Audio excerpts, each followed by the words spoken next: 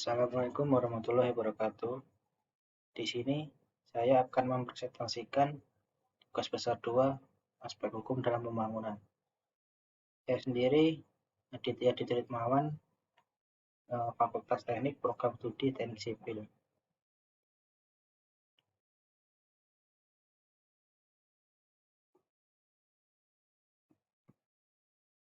Untuk bab 1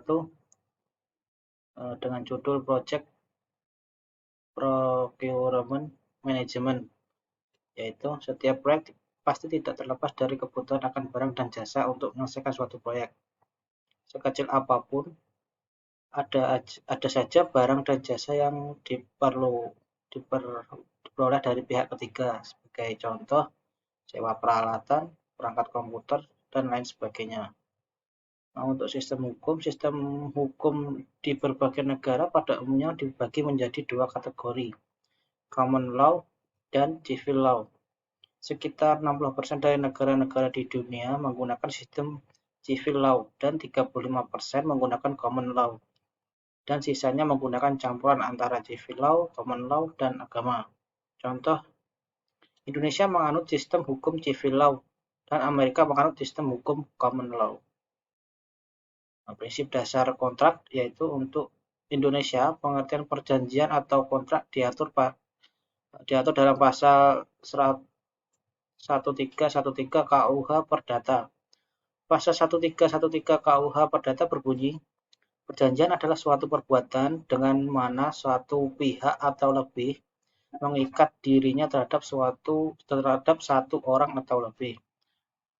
Berdasarkan cara pembayaran menurut Perpres nomor 54 tahun 2010, yang pertama lump sum kontrak, yaitu kontrak lump sum atau merupakan pengadaan barang atau jasa atas penyelesaian seluruh pekerjaan dalam batas waktu tertentu, sebagaimana ditetapkan dalam kontrak. Yang kedua, harga satuan atau unit price kontrak. Kontrak harga satuan merupakan kontrak pengadaan barang atau jasa atas penyelesaian seluruh pekerjaan dalam batas waktu yang telah ditetapkan. Yang ketiga, kontrak gabungan lump sum dan harga satuan, yaitu kontrak yang merupakan gabungan lump sum dan harga satuan dalam satu pekerjaan yang diperjanjikan. Yang keempat, kontrak presentase, yaitu kontrak yang menyepakati bahwa pihak pemilik proyek akan membayar pihak kontraktor sesuai pengeluarannya atas proyek yang sudah selesai. Dan yang terakhir, kontrak terima jadi atau turnkey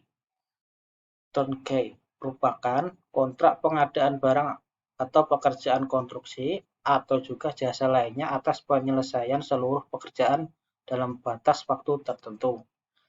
Peran manajemen proyek, yaitu bagian-bagian pada umumnya terlibat dalam setiap langkah dasar pada proses pengadaan antara lain manajemen proyek, pengadaan, engineering, perizinan, pelaksanaan, kualitas, akuntansi, biaya, dan lain sebagainya.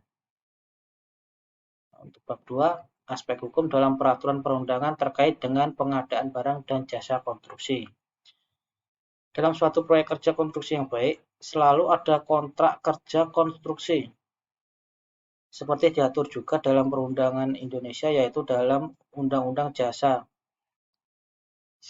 Konstruksi Nomor 2 Tahun 2017 Paragraf 3, Kontrak Kerja Konstruksi Pasal 46 dan Pasal 47. Di dunia banyak sekali jenis kontrak yang digunakan, seperti misalnya JCT atau Joint Contract Tribunal yang diprakarsai oleh RIBA, itu Royal Institute of British Architects, dan NFBTE, National Federation of Building Trades Employers. Selanjutnya NEC, New Engineering Contract. Yang ketiga ICC, International Chamber of Commerce dengan ICC Model Contract. Selanjutnya FIDIC, Federation International des Engineers Councils atau Federasi Insinyur Konsultan Internasional. Selanjutnya AS 4000 atau Australian Standard General Condition of Contract. Selanjutnya SIA, Singapore Institute of Architects, Condition of Contract. Dan yang terakhir PSSCOC, Public Sector Standard Condition of Contract oleh pemerintah Singapura.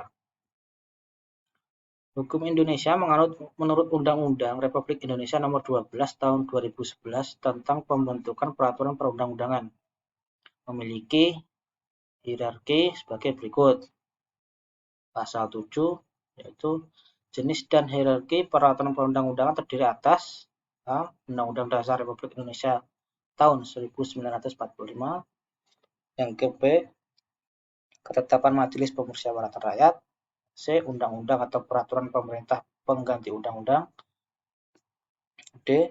Peraturan pemerintah, ini peraturan presiden, peraturan daerah provinsi, dan yang terakhir peraturan daerah kabupaten atau kota. Next. Bab 3. Administrasi kontrak konstruksi. Pengguna jasa adalah pihak yang memilih dan menetapkan penyedia jasa dalam pengikatan hubungan kerja jasa konstruksi. Pemilihan penyedia jasa menggunakan sumber pembiayaan dari keuangan negara dilakukan dengan cara tender atau seleksi, pengadaan secara elektronik, penunjukan langsung, pengadaan langsung. Sesuai dengan ketentuan peraturan perundang-undangan, dalam pemilihan penyedia jasa, pengguna jasa bertanggung jawab sebagai berikut.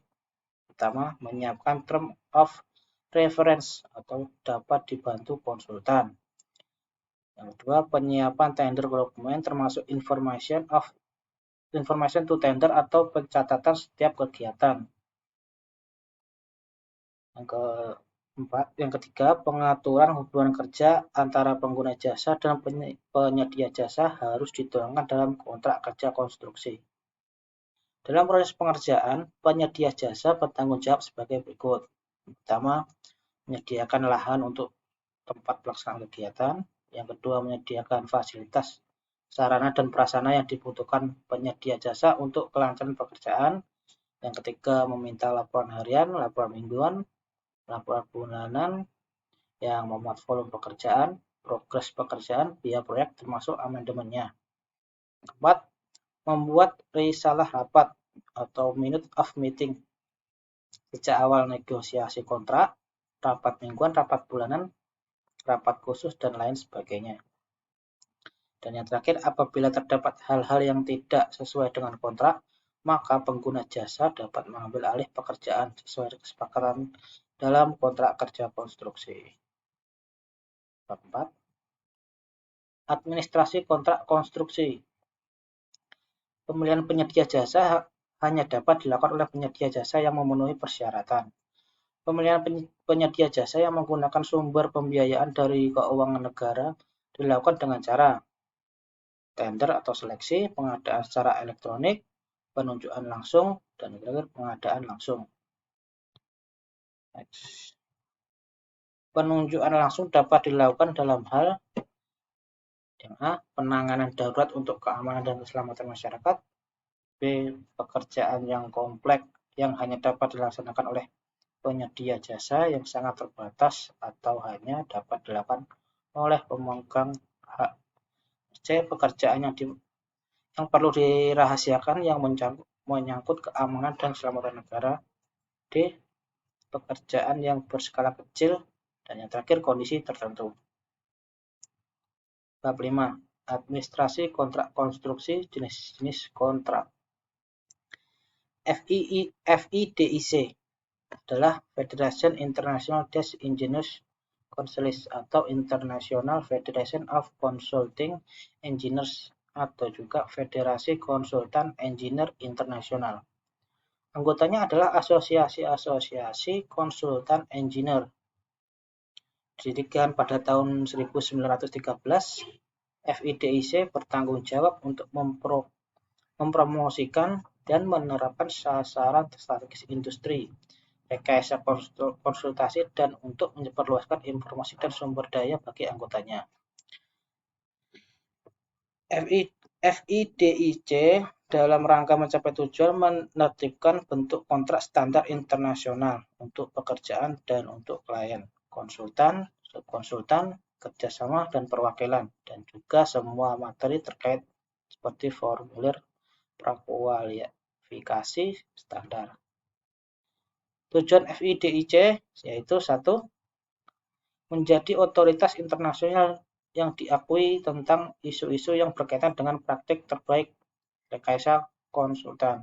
Kedua, secara aktif mempromosikan standar etika dan integritas yang tinggi antara semua pemangku kepentingan yang terlibat dalam pengembangan infrastruktur di seluruh dunia.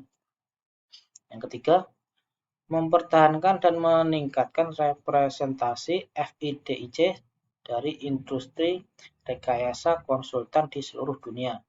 Keempat, meningkatkan citra rekayasa konsultasi. Yang kelima, mempromosikan dan membantu pengembangan industri rekayasa konsultan yang layak di seluruh dunia. Keenam, mempromosikan dan meningkatkan kontrak FIDIC agar menjadi yang terdepan. Ketujuh, meningkatkan dan mengembangkan kegiatan pelatihan dan penerbitan FIDIC. Kedelapan, dan yang terakhir, mempromosikan dan mendorong pengembangan profesional muda di industri teknik konsultasi. Bab 6, administrasi kontrak konstruksi, jenis-jenis kontrak. Aspek-aspek yang terkandung dalam kontrak konstruksi yaitu Undang-Undang Republik Indonesia Nomor 2 Tahun 2017 tentang Jasa Konstruksi. Bab 1, Ketentuan Umum, Pasal 1. Kontrak kerja konstruksi adalah keseluruhan dokumen kontrak yang mengatur hubungan hukum antara pengguna jasa dan penyedia jasa dalam menyelenggarakan jasa konstruksi.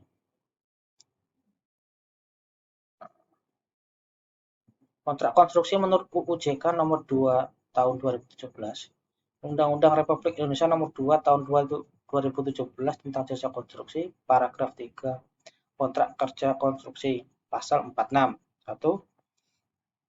Pengaturan hubungan kerja antara pengguna jasa dan penyedia jasa harus dituangkan dalam kontrak kerja konstruksi. Kedua, bentuk kontrak kerja konstruksi dapat mengikuti perkembangan kebutuhan dan dilaksanakan sesuai dengan ketentuan peraturan perundang-undangan.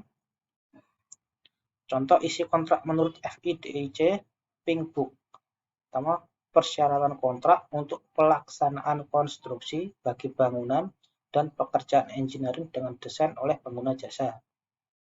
Untuk Multilateral Development Bank Harmonized Edition Maret 2006. Bab 7 sama seperti bab tadi judulnya.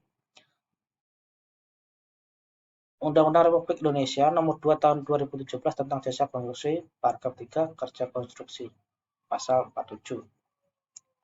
Kontrak kerja konstruksi paling sedikit harus mencakup uraian mengenai pilihan penyelesaian sengketa konstruksi. Kegagalan bangunan. Kegagalan bangunan diatur dalam berikut. UU JK Nomor 2 Tahun 2017, Pasal 60. Yang pertama, dalam hal penyelenggaraan jasa konstruksi tidak memenuhi standar keamanan, keselamatan, kesehatan, dan keberlanjutan sebagaimana dimaksud dalam Pasal 459, pengguna jasa dan atau penyedia jasa dapat menjadi pihak yang bertanggung jawab terhadap kegagalan bangunan. Kedua, kegagalan bangunan sebagaimana dimaksud pada ayat 1 ditetapkan oleh penilai ahli. Ketiga, penilai ahli sebagaimana dimaksud pada ayat 2 ditetapkan oleh Menteri. 4. Menteri harus menetapkan penilai ahli dalam waktu paling lambat 30 hari kerja terhitung sejak diterimanya laporan mengenai terjadinya kegagalan bangunan. Lanjut aja. Bab 8. Administrasi kontrak konstruksi. Klaim konstruksi adalah klaim yang timbul dari atau sehubungan dengan pelaksanaan suatu pekerjaan jasa konstruksi antara pengguna jasa dan penyedia jasa. Dengan terbitnya Undang-Undang Nomor 18 Tahun 1999 tentang jasa konstruksi yang terus disempurnakan hingga yang terbaru saat ini, UU JK Nomor 2 Tahun 2017. Hak dan kewajiban masing-masing pihak menjadi jelas dan memiliki kedudukan yang setara. Jenis-jenis klaim konstruksi. Dalam konteks suatu kontrak konstruksi, kedua belah pihak dapat mengajukan klaim satu sama lain dan jenisnya terbagi dalam 1. Kompensasi waktu atau EOT, Extension of Time atau perpanjangan waktu,